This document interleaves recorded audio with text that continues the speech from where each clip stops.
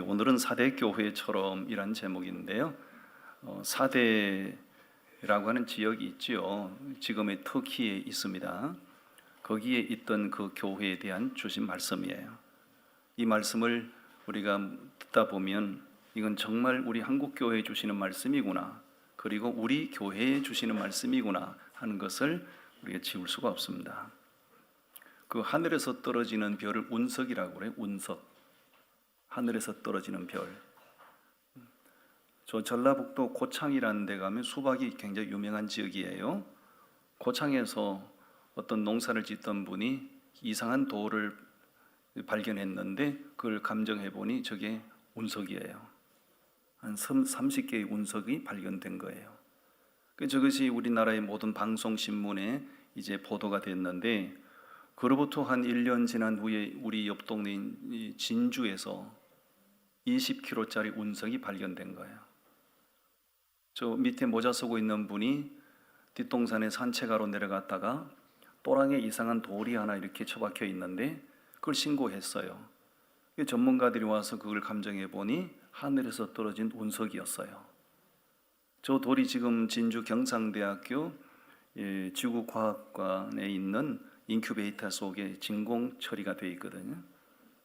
저 돌 하나가 그 당시에 가격으로 1억 1천만 원이었어요. 지금 한 10억이 넘어가는 거예요. 그러니까 여러분들이 맨날 땅만 보고 다닐 게 아니고 또랑도 보시고 옆에도 이렇게 보시고 뭔가 희한한 돌이 하나 생겼으면 전화를 하시라고요. 그게 10억짜리 운석이 될 수도 있는 거예요. 이게 우리나라만 이런 일이 있는 게 아니고요. 전 세계적으로 운석이 이게 엄청난 발견이 되면 엄청난 돈이 되기 때문에 운석을 쫓는 사람들이 그렇게 많다고 그래요. 특히 러시아에 많아요. 운석. 여러분, 운석이 지상에서는 볼 수 없는 돌이고 하늘에서 떨어진 돌이니까 이게 학술적으로 보면 연구 가치가 분명히 있죠. 그리고 이 분야의 전문가들, 학자들은 아주 그 깊은 관심을 가지게 되는 거예요. 왜? 학술적인 가치가 있기 때문에. 그렇지만 우리가 하나님의 편에서 보면 이 운석은 어디까지나 돌에 불과한 거잖아요. 돌.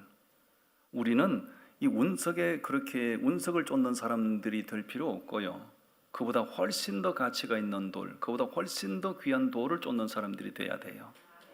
그 돌이 무슨 돌인가? 산돌이신 예수 그리스도입니다. 예수 그리스도를 일컬어 리빙스톤이라고 해요. 리빙스톤, 살아있는 돌. 그건 제 말이 아니고 성경에 그렇게 예수님을 리빙스톤이라고 불러요. 여러분, 리빙스톤이신 예수 그리스도는 학술적인 연구 가치 정도가 아니고요. 그분 속에는 생명이 있습니다. 아멘. 운석보다 비교할 수 없는 예수 그리스도를 발견하고 예수 그리스도를 쫓는 사람들이 되면 우리 인생이 복이 있습니다. 아멘. 오늘 저는 이 사대교회의 말씀을 묵상하다가 바로 우리 교회 주시는 말씀으로 제가 받았어요. 엄청난 충격도 받았고요. 자, 첫 번째 주제를 띄워드립니다. 오늘 본문 1절에서 발견할 수 있는 내용이에요. 사대교회는 살았다 하지만 무슨 교회라고요? 이거 심각한 거 아닌가요? 자기는 살았다고 하는데 주님은 죽었다고 말하는 거예요. 이거 심각한 거죠? 자, 1절 말씀 우리 다 같이 읽어봅니다. 시작. 사대교회의 사자에게 편지하라. 하나님의 7 영과 7 별을 가지신 이가 이러시되 내가 네 행위를 아노니 네가 살았다 하는 이름은 가졌으나 죽은 자로다. 아멘. 자기들은 살았다고 생각하는 거예요. 다시 말하면 자기들은 문제없다, 정상적이라고 생각해요. 그런데 그 교회를 바라보시는 주님께서 너희 죽었구나, 너 정상 아니구나 라고 말씀하시는 거죠. 사람이 죽는 것은 슬픈 일이거든요. 부모님이 죽는다든가 형제가 죽는다든가 자식이 죽는다든가 정부치고 살던 누군가가 죽으면 그건 대단히 슬픈 일이에요. 그보다 훨씬 더 슬픈 일이 있어요. 교회가 영적으로 죽으면 훨씬 더 슬픕니다. 사람이 죽는 것도 슬픈 일이지만 하나님의 교회가 죽으면 훨씬 더 슬픈 일이에요. 교회가 죽는 것은 슬픔의 차원을 넘어서 그건 불행한 일이 되는 거예요. 죽은 교회라고 말씀하시는 이유가 그 근거로 2절의 근거를 제시하고 계시잖아요. 무슨 근거로 그 교회를 죽었다고 말씀하시는가? 2절 말씀을 우리 같이 읽어봅니다. 시작. 너는 일깨어 그 남은 바 죽게 된 것을 굳건하게 하라. 네 하나님 앞에서 네 행위에 온전한 것을 찾지 못하였노니. 네 행위에 온전한 것을 찾을 수가 없구나. 네가 살았으면 살아있는 행위가 있어야 되는데 너희가 살았다고 하지만은 너희가 살아있는 증거가 없다. 살아있는 행위가 없다고. 그러므로 주님께서는 그 교회를 죽었다고 진단하시는 거예요. 여러분, 죽은 사람은 행위가 없습니다. 살아있는 사람은 머리도 움직일 수 있고 손도 팔도 움직일 수 있고 걸어가기도 하고 엎어놓으면 뒤집어지기도 하지만은 죽은 사람은 뉘어놓으면 그대로 뉘어놓은 채로 있는 거예요. 죽은 사람은 모양은 있는데 코의 호흡도 끊어지고요. 죽은 사람은 아무런 행위가 없어요. 그러나 아이든 청년이든 어른이든 살아있는 사람은 살아있는 사람으로서의 행위가 있는 거예요.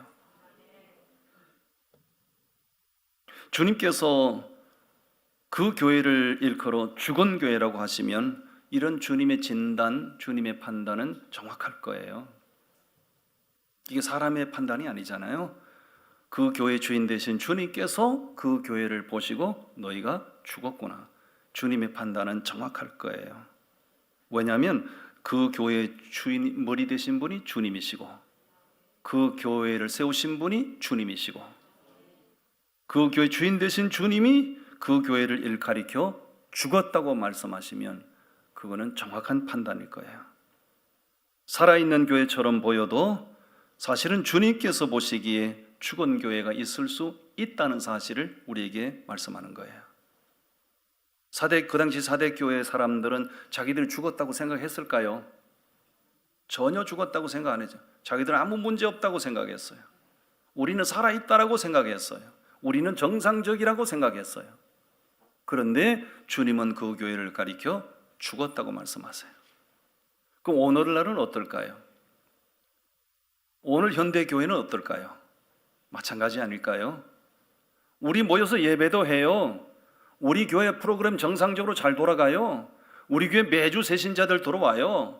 우리 교회 아무 문제 없어요. 우리가 문제 없다고 해서 문제 없는 게 아니고 우리가 살았다 해서 살아있는 게 아니고 주님께서 보시기에 살아있어야 살아있는 교회예요. 주님께서 보시기에 문제 없다 하셔야 문제 없는 교회예요. 살아있는 교회처럼 보여도 실상은 주님 보시기에 죽은 교회가 있을 수 있다. 이 절대 부정할 수 없어요. 저는 우리 교회가 우리가 보기에도 살아있는 교회이기를 바라고 주님께서 보실 때도 살아있는 교회라고 인정받기를 바랍니다. 규모가 크냐 작으냐 하나도 중요하지 않아요. 여기 몇천 명 교인이 모이느냐 그게 하나도 중요하지 않아요. 주님 보시기에 살아있다라는 평가가 있어야 중요한 거죠. 아멘. 사람이 병들면 병든 그 본인도 힘들지만 병든 그 사람을 수발하는 가족들은 더 힘들어요. 저는 10년 동안 투병 생활을 해봐서 알아요. 19살부터 29살까지 긴 투병 생활이었어요. 매우 위중한 병을 앓았어요.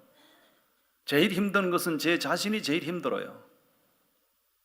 이거 정상적인 보행도 안 되고 정상적인 활동도 안 되고 이건 내가 살았는지 죽었는지 너무너무 하루하루가 고통스럽죠. 나도 고통스럽지만 그 병든 남편을 바라보는 아내가 더 힘들죠. 뭘 해줘도 몸이 그렇게 병들어 고통하는 중에 뭘 해줘도 음식을 먹을 수가 없고 늘 짜증스럽고 그런 병들어 고통하는 남편을 수발하는 아내는 훨씬 더 고통스러운 거지요.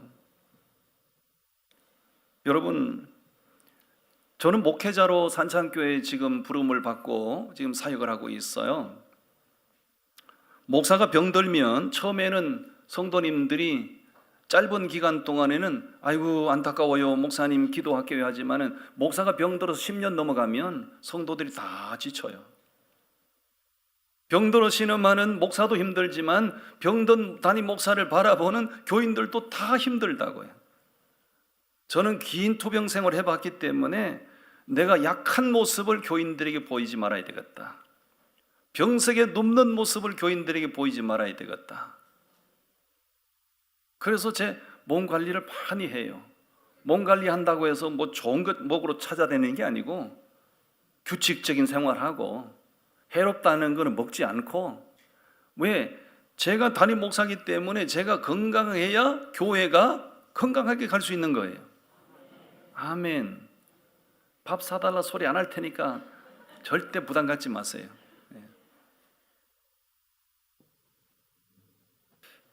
그래서 저는 바쁜 일정을 소화하면서도 늘 규칙적인 생활을 하려고 해요. 밥 먹는 시간도 가능하면 규칙적으로, 잠자는 시간도 가능하면 규칙적으로, 일어나는 시간도 가능하면 규칙적으로, 먹는 것도 몸에 해롭다는 것은 안 먹으려고 해요.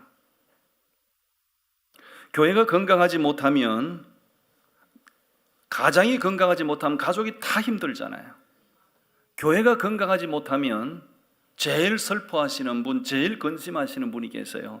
그분이 우리 주님이십니다. 나는 우리 교회가 주님을 슬프게 하는 교회가 되기를 원치 않아요. 우리 교회를 바라보시는 주님을 늘 기쁘시게 하기를 바라고, 우리 교회를 바라보시면서 주님이 기뻐 영광을 받으시게 되기를 간절히 바라는 거예요. 교회가 건강하지 못하면 주님께 부담을 안겨드리기에 그보다 더 슬픈 일이 있어요. 교회가 영적으로 병들면 교회의 본연의 사명을 감당할 수가 없습니다. 하나님께서 교회를 세우실 때는 사명을 감당하게 하시려고 교회를 세우신 거거든요. 교회를 세우실 때 주님이 교회에 부여하신 사명이 있어요. 본질이 있어요. 목적이 있어요. 그것은 교회를 통하여 땅끝까지 쉼없이 생명의 복음이 전파되기를 원하시는 거예요. 여러분, 우리 교회가 살아있는 사람은 살아있는 행위가 있어야 되잖아요. 행위가 없으면 죽은 자잖아요. 그러면 주님께서 우리 교회를 바라보실 때 산창교회 살아있네, 주님께서 인정하실 만한 행위가 뭘까요? 어떤 행위가 있으면 주님께서 우리 교회를 보시고 산창교회 살아있네 라고 말씀하실까요? 주님께서 교회를 세우신 그 본질에 집중하는 거예요. 우리 교회에 부여하신 그 사명을 붙들고 쉼없이 달려가는 겁니다. 어떤 상황이 우리 앞에 가로막혀도 주저하지 말고 주님께서 우리에게 부여하신 그 사명을 붙들고 모든 난관을 돌파하면서 가는 겁니다. 그런 살아있는 교회로서의 증거가 있고 살아있는 교회로서의 합당한 행실이 있으면 주님께서 우리 교회를 바라보시고 뭐라고 하신다고요? 살아있네. 옆 사람 봐봐요. 살아있는가 죽었는가? 내가 저 권사님, 저 집사님, 저 성도님, 내가 우리 교회 예배하는 거, 신앙, 우리 교회 나오시는 걸 내가 1년 이상, 3년 이상 지켜봤는데 저 사람이 살아있는지 죽었는지 나도 헷갈리고 지도 헷갈리고 주님도 헷갈리고 갑오새끼로 다 헷갈려.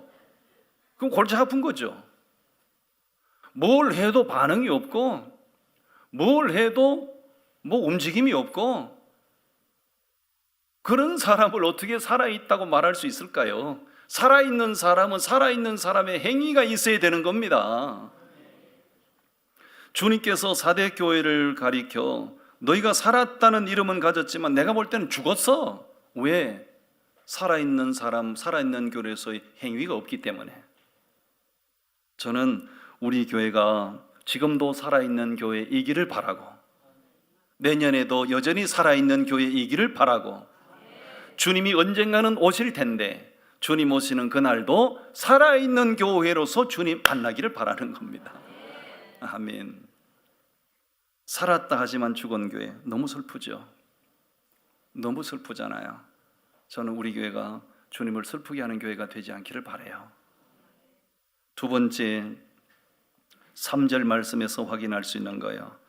죽었지만 주님은 그 교회를 포기하지 않으시고 다시 살리기 위한 노력을 하시는데 그게 뭐냐면 회개의 기회를 주시는 거예요. 우리 3절을 다 같이 읽어보시겠습니까? 그러므로 내가 어떻게 받았으며 어떻게 들었는지 생각하고 지켜 회개하라. 만일 일깨지 아니하면 내가 도둑같이 이러리니 어느 때에 네게 이럴는지 네가 알지 못하리라. 아멘. 주님께서 죽었지만 그 교회를 내쳐버리거나 포기하지 않으시고 다시 그 교회를 심폐소생을 해서 살려내기를 원하세요. 그게 뭐냐면 회개의 기회를 주시는 거예요.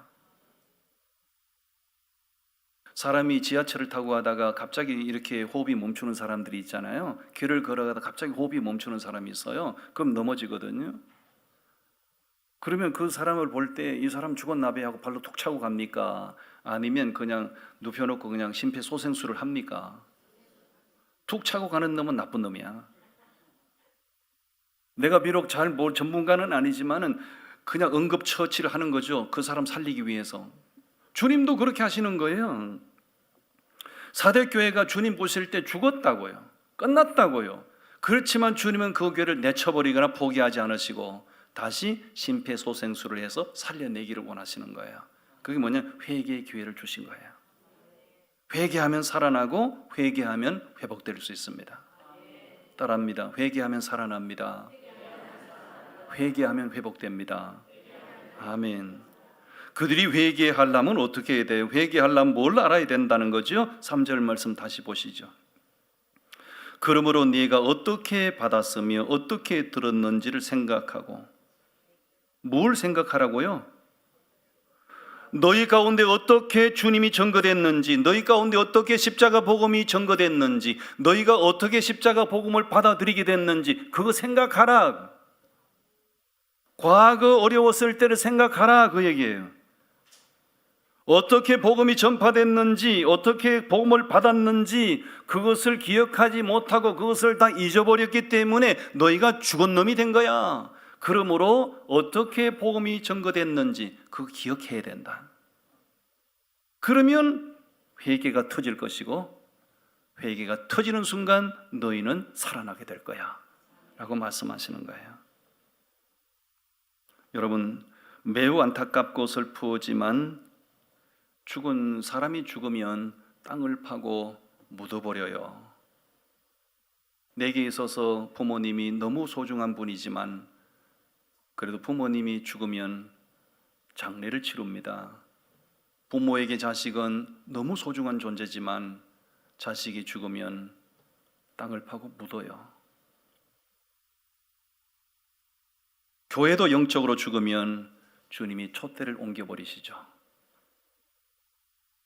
십자가 버젓이 서 있고 버젓이 교인들이 나와서 종교 행사를 하고 예배를 드린다 할지라도 주님 보시기에 그 교회가 죽은 교회라면 주님이 살려내기 위하여 회개의 기회를 주시는데 그 기회조차도 거부한다면 주님은 어쩔 수 없이 촛대를 옮기십니다. 촛대를 옮겨버리시고 주님이 그 교회를 떠나버리신다고요. 그러면 그 교회에서 여전히 자기들이 죽었는데 죽은지를 모르니까 여전히 전에 해오던 대로 모여서 예배하고 모여서 찬양하고 모여서 해오던 대로 늘 하겠죠. 그것은 주님 관심 없는, 주님과 관심이 없는 자신들만의 종교 행위가 되는 거겠죠. 그런 불행한 교회가 되지 않기 위해서 우리는 회개하고 살아나야 되고 회복돼야 됩니다. 회개하면 살아납니다. 옆 사람 따라하세요. 회개하면 살아납니다. 회개하면 회복됩니다. 아멘. 하나님은 인자와 긍휼이 풍성하시지만 죄를 지어도 적시 심판하지는 않아요. 반드시 무슨 기회를 주시죠? 회개하고 돌이킬 수 있는 기회를 주시죠.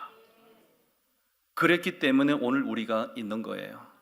왜냐하면 제가 제 자신을 돌아볼 때 이루 말할 수 없는 죄와 허물이 있거든요. 만약에 제가 죄를 지을 때마다 주님께서 손가락을 한마디씩 잘라버렸으면 이 몸뚱아리가 하나도 남지 못했을 거예요.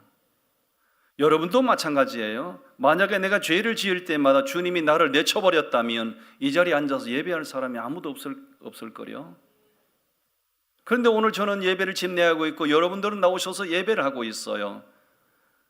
인자와 긍휼이 풍성하신 하나님, 참아 기다려주시는 하나님, 회개하면 다시 용서하시는 하나님, 그 하나님 때문에 오늘 우리가 있는 줄로 믿습니다. 회개하면 될 것을, 잘못을 시인하고 회개하면 될 것을 어둠의 영에 사로잡혀 사람들이 그렇게 하질 못해요. 제가 객관식 퀴즈를 내겠어요.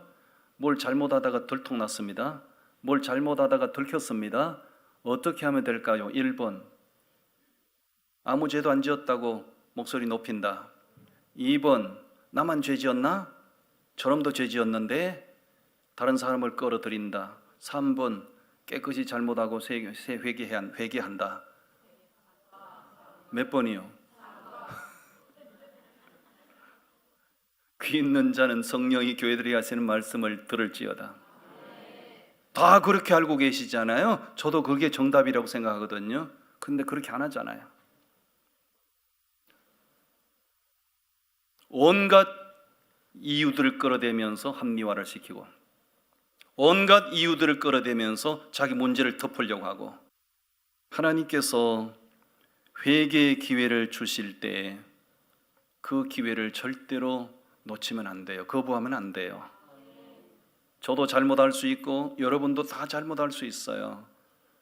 그렇지만 하나님은 적극적으로 그 즉시로 우리를 정죄하거나 심판하진 않아요. 반드시 회개할 수 있는 기회를 주세요.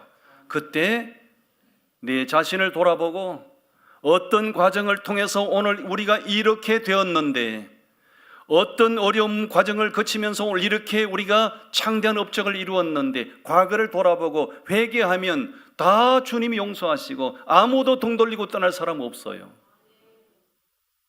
목회자들 보면서 제가 충격을 많이 받아요. 아무 잘못이 명백한데도 잘못이 없다고 항변한 그 사람을 옹위하고 마치 호위무사처럼 행동하는 수많은 한국교회 목사님들을 보면서 제가 너무 충격을 많이 받는 거예요. 목회자의 양심은 정직해야 됩니다. 목회자는 옳고 그름을 정확하게 얘기할 수 있어야 돼요. 회개의 기회를 얻은 교회 천만다행이죠. 사대교회는 그래도 럭키입니다. 왜? 바로 내쳐버리지 않고 회개의 기회를 주어서 심폐소생술을 통하여 그를 살려내기를 원하시는 이 주님의 모습을 우리는 보는 것이에요. 아멘. 마지막 세 번째, 4절 말씀에서 정말 천만다행히도 감사한 내용을 발견하게 돼요. 그 교회에 합당한 사람들이 있었다는 사실이에요. 4절 말씀을 우리 다 같이 읽겠습니다. 시작. 그러나 사대에 그 옷을 더럽히지 아니한 자 몇 명이 내게 있어 흰 옷을 입고 나와 함께 다니리니 그들은 합당한 자인 연고라. 아멘. 죽은 것 같은 그 교회에 주님의 마음에 합당한 자 몇 사람이 있었다는 거예요. 얼마나 천만다행인지요. 얼마나 감사한 일인지요. 그 합당한 사람들 때문에 주님이 심판을 보류하셨나 봐요. 그 합당한 사람들 때문에 그 교회를 내치지 않으셨나 봐요. 그 합당한 사람들 때문에 주님이 참고 인내하게 하신 거예요. 하나님은 합당한 자 몇 명만 있으면 심판을 보류하시기도 하고 심판을 돌이키기도 하시죠. 창세기에 기록된 말씀을 보면 소돔과 고모라 성을 너무 죄악이 창일해서 소돔과 고모라 성을 심판하겠다고 하나님이 아브라함에게 말씀을 하세요. 아브라함이 너무 충격을 받아가지고요, 하나님 진짜 심판하실 겁니까? 그래, 심판한다. 근데 거기 의로운 사람 10명만 있으면 어떡하시려고요? 그렇지, 의로운 사람 10명 있으면 내가 심판 안 하지. 결국은 소돔과 고모라 성이 하나님이 원하시는 의로운 사람 10명이 없어서 그 성은 심판을 받고 말았어요. 예레미야서에 보면 예레미야 선지자에게 말합니다. 예레미야야, 내가 이 예루살렘 성을 내가 심판한다. 예레미야 선지자가 충격을 받죠. 너무 놀라서 하나님께 물어요. 하나님, 이 예루살렘 성에 진리를 구하는 사람 한 사람만 있으면 어떡하실랍니까? 그래, 진리를 구하는 사람 한 사람만 있으면 내가 심판 안 한다. 결국 하나님이 예루살렘 성을 심판하셨거든요. 왜요? 하나님이 원하시는 그 합당한 사람 한 사람이 없었기 때문에.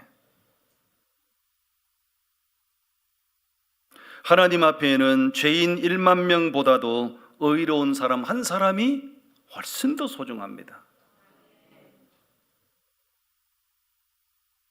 밥만 먹으면 죄 짓고, 죄를 짓고도 자기 죄를 합리화시키는 이 수많은 사람들보다 진리를 구하는 한 사람이 하나님 앞에 더 소중한 거예요.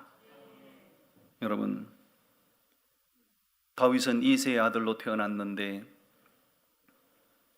이새의 아들로 태어난 그가 인생길이 열리고 승승장구를 하니 수많은 사람들이 그를 공격하고 수많은 사람이 다윗을 대적하고 수많은 사람이 다윗을 죽이려고 했죠. 그래도 하나님께서 결사적으로 다윗을 보호하세요. 왜 그렇게 많은 사람들이 다윗을 대적하고 막 죽이려고 하는데 하나님은 왜 그렇게 다윗을 결사적으로 지켜내려고 하셨을까요? 이새의 아들 다윗은 하나님 마음에 합한 자였기 때문에. 아무리 공격을 하고 아무리 대적을 해도요, 하나님의 마음에 합한 교회는 하나님이 지키세요. 아무리 많은 세력이 우리를 공격해도 하나님의 마음에 합한 사람은요, 하나님이 지키세요. 아멘. 하나님의 마음에 합한 개인도 가정도 교회도 나라도 하나님이 지키세요. 그래서 우리가 나라와 민족을 위해서 기도하자는 내용이 반성경적인 법을 만들지 말자, 창조 역사를 위배하는 악을 행하지 말자, 이렇게 기도하는 이유가 뭐예요? 그런 일을 하면 하나님이 우리 나라를 심판하실 거니까. 하나님의 심판으로부터 우리 조국을 지키자. 그래서 그런 일이 일어나지 않도록 우리가 기도하자, 그 얘기 아닙니까? 아멘. 주님의 마음에 합한 자 그 몇 사람이 교회를 교회되게 하는 사람이요, 주님의 마음에 합한 자 그 몇 사람이 하나님의 나라를 세우는 사람들이에요. 아멘. 그들의 이름이 어디에 있다고 말씀하지요? 5절 말씀. 5절 말씀을 다 같이 읽어봅니다. 시작. 이기는 자는 이와 같이 흰옷을 입을 것이요, 내가 그 이름을 생명책에서 결코 지우지 아니하고 그 이름을 내 아버지 앞과 그의 천사들 앞에서 시인하리라. 아멘. 할렐루야. 주님의 마음에 합한 자 그 몇 사람이 교회를 세우는 것뿐만 아니라 주님은 그 사람을 너무 귀한 사람들로 인정하여 하늘 생명책에서 지우지 않겠다고 말씀하세요. 이게 최고의 축복이에요. 최고의 영광이에요.